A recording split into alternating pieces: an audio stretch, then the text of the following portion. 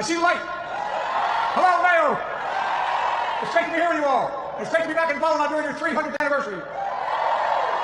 This town is the home of Ireland's first female president, one of your youngest mayors, and maybe to be Ireland's first female astronaut, Nora Patton. Mr. Mayor, thank you for welcoming me back to town. And I also want to thank the Taoiseach for his remarkable hospitality, his generous remarks, and maybe most important for his friendship. I want to thank the bands that played earlier. God, you guys are amazing. And the academics. Let's give another big hand, by the way, to the Chieftains. I remember being with you back in 2016. I'm grateful you came back for one more time to perform tonight. Thank you, the Chieftains. Your music is incredible, and I've been a long-time fan. My good friend Linda Kenny, former Taoiseach, a Mayo man, is here with Finola, his wife.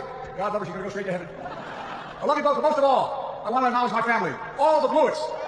You make me proud. You make me proud. All year, the words of the great Mayo poet Andrew Rafferty have been ringing in my head. And it goes like this. He said, now the spring is coming.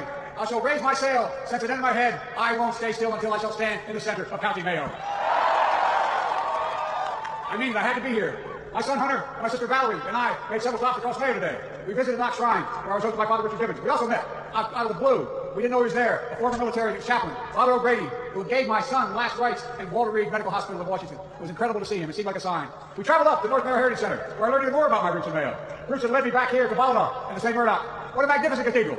I also learned, if you go far enough back, you can find a record of one Edward Blewett, who worked for several years in the Ordnance Survey, mapping this entire area of Ireland. But even before that, it turns out, he worked in the old Ballina brickyard. We found a record, or I should say the Historical Society found a record for me. In 1828, he was paid 21 pounds and 12 shillings to help supply his bricks for this cathedral. 27,000 of them. I was able to hold one in my hand today. They're damn heavy, they're heavy. As he labored, I'm sure everyone imagined that one day his family would worship here, that his children would be baptized here like his son Patrick was, and that future generations of his family would mark the milestones of their lives here in these sturdy walls. But I doubt he ever imagined his great-great-great-grandson would return 200 years later as President of the United States of America.